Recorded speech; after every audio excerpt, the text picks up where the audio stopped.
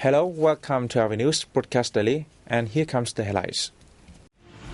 Party leader pays tribute to Trần Phú, first party general secretary. Spring Economic Forum takes place in Quảng Ninh province. Book exhibition marks Điện Biên Phủ victory.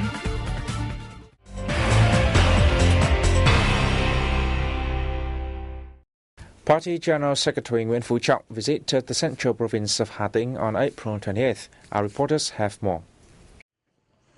In Tung Ảnh Commune, Đức Thọ district in Hà Tĩnh province, the party leader offered incense at the memorial to Trần Phú, the first party general secretary who has made great contribution to the revolutionary cause of the party and the nation. He said the entire party, army and people will continue striving for the target of a powerful country with wealthy people and a democratic, fair and civilized society. General Secretary Trọng worked with officials and locals of Tung Ảnh Commune, the hometown of Trần Phú. He expressed his pleasure at socio-economic development in Tung Ảnh, which has become the first commune in the central province of Hà Tĩnh to fulfill all 19 criteria in building new style rural areas. He urged the commune to pay attention to socio-cultural development along with economic development and boost party building work. President Trương Tấn Sang visited Artillery Brigade 75 in the southern province of Đồng Nai on April 20th.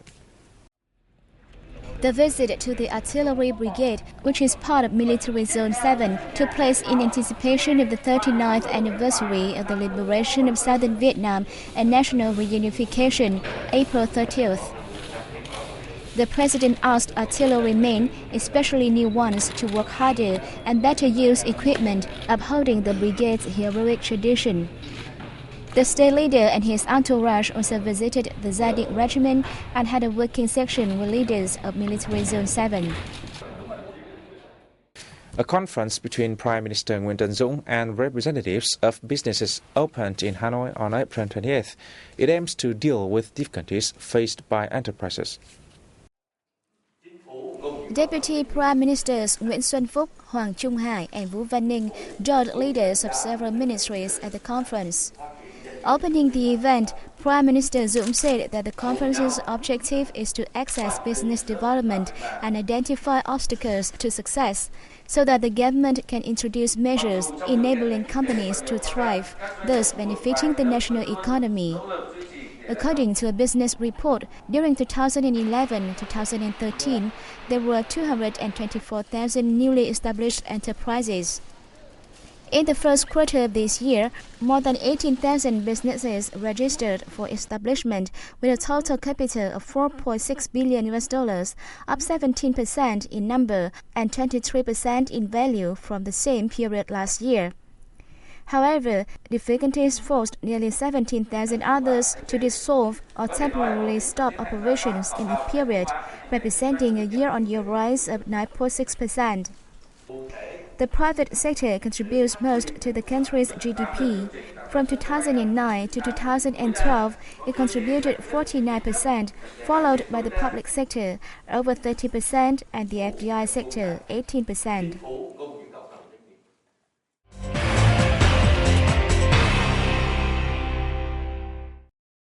Vietnam has always attached importance to its friendship with Mongolia and wishes to elevate the relationship in a more comprehensive and practical manner.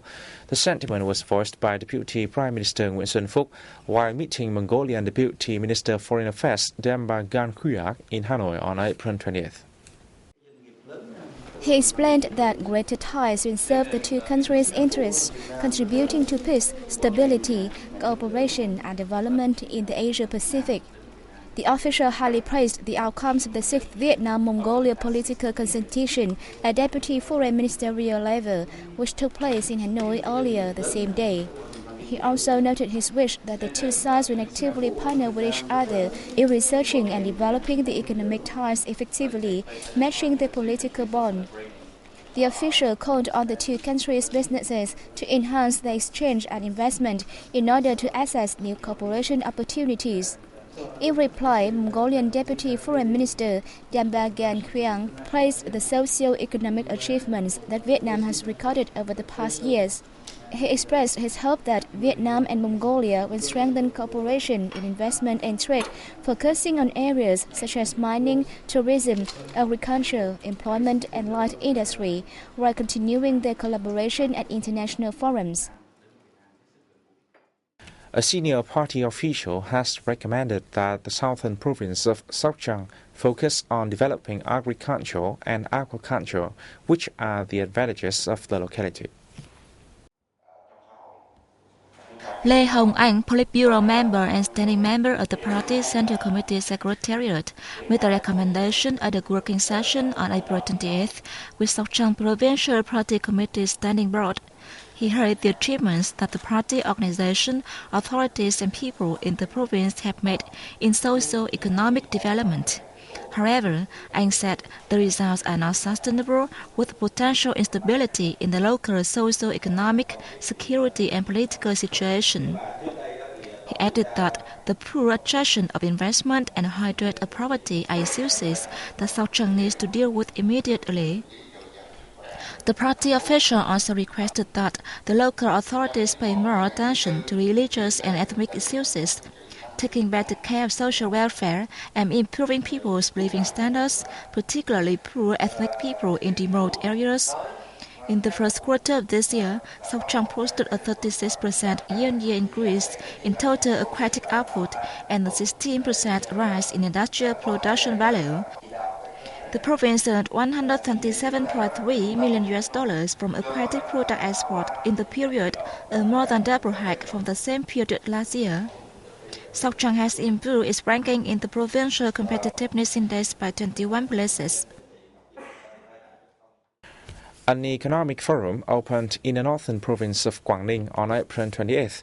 The forum is themed New Driving Forces of Development from Institutional Reform.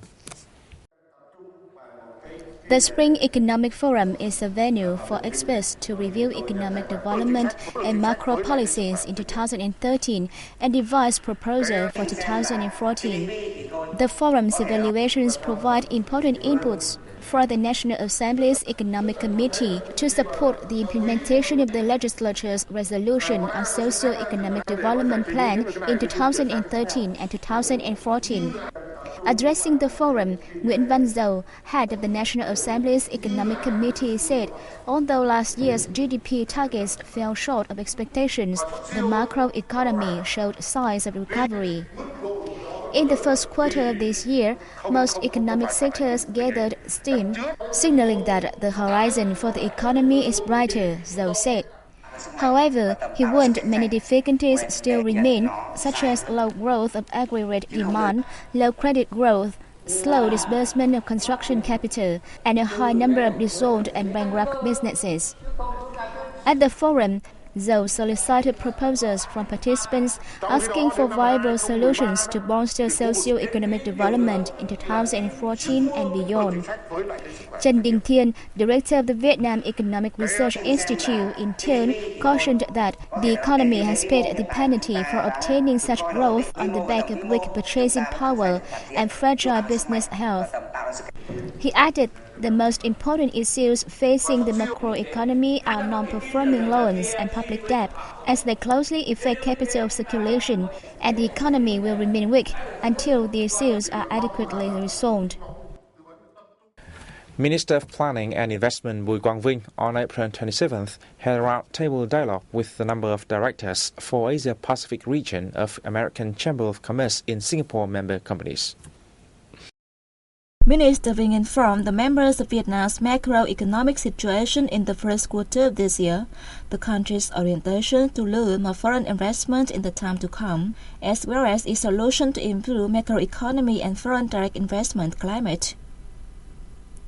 He suggested the American Chamber of Commerce in Singapore, together with relevant Vietnamese agencies, connect American companies in the region to invest in Vietnam in health, education, high technology, information technology, and infrastructure. Executive Director of the American Chamber of Commerce in Singapore, Judy Ferguson, said many of the Chamber's members see Vietnam as an increasingly viable alternative to China in the manufacturing sector. She reasoned that the country offers a lower cost basis with similar access to the Chinese market. The door-to-door dialogue was organized during the April 27 to 29th working visit to Singapore by Minister Vinh. The American Chamber of Commerce in Singapore is the leading international business association in the country, with over 5,000 members representing more than 750 companies.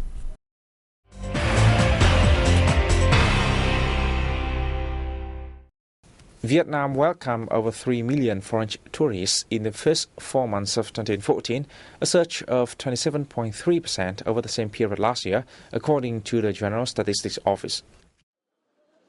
Visitors from Hong Kong topped the list with the highest rise of 170%, followed by Germany and China with over 114% and nearly 47% respectively. In April alone, the country greeted as many as 746,000 overseas visitors, a year-on-year increase of more than 5%. The tourism sector plans to serve 8 million foreign and 37.5 million domestic tourists this year, grossing $10.8 million in revenue. In 2013, Vietnam received over 7.57 million foreign tourists, a yearly rise of 10.6%, paying $9.4 billion to the state coffers. The Ministry of Culture, Sports and Tourism is organizing the National Tourism Year 2014, highlighting the Central Highland Province of Lâm Đồng. It is also gearing up for the National Tourism Year 2015 in the Central Province of Thanh Hóa. Hanoi earned some $3.44 billion from its exports in the first 4 months of this year, up 11.6% from the same period last year. In April alone, the figure stood at $883 million, up 9.9% compared to a year ago. Garments topped the city's key exports with a surge of nearly 35%, followed by glass and glass products with more than 34% and others with nearly 24%. Meanwhile, the export of agricultural products and computer components and peripheral equipment saw drops of over 25% and 23% respectively. Providing better health care services, education and vocational training for Agent Orange dioxin victims is one of the key tasks of the Vietnam Friendship Village, which aims to help all members of the society integrate into the wider community. An international conference in Hanoi on April 28th heard that the village has taken good care of war veterans and children suffering from impact of the chemical. Besides offering medical treatment for around 120 Agent Orange victims and 80 servicemen and women, the village has also focused on improving the spiritual life for the beneficiaries through music performances and sports activities since it was founded in 1998. Training courses on computing, embroidery, and communication skills are also made available for the victims.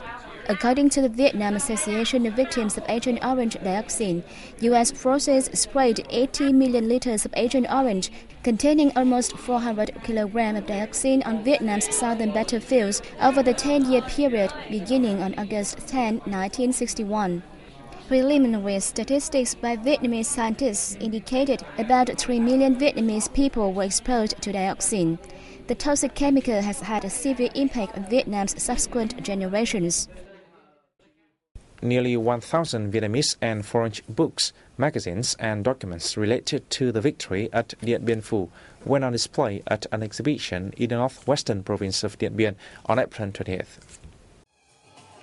The 4-day event, organized to mark the 60th anniversary of the victory, highlights the leading role of the Communist Party of Vietnam and late President Ho Chi Minh in the success, which helps end the French colonial rule in Vietnam. Speaking at the opening ceremony, Deputy Minister of Information and Communications Nguyễn Minh Hồng said that the event underlines the historical significance of the victory and the great sacrifice made by Vietnamese people during the battle. Dien Bien Phu was a complex of strong fortresses with 16,200 French troops, the most seasoned in Indochina, stationed in 14 fortifications of 3 subdivisions. At 3 p.m. on May 7, 1954, the Vietnamese army launched a massive attack on the headquarters of General Christian de Catrice. The French commander at Dien Bien Phu was captured. the quyết chiến quyết thắng, or determined to find and to win flag handed over by President Ho Chi Minh proudly flew above the country's bunker. The Điện Biên Phủ campaign came to complete victory.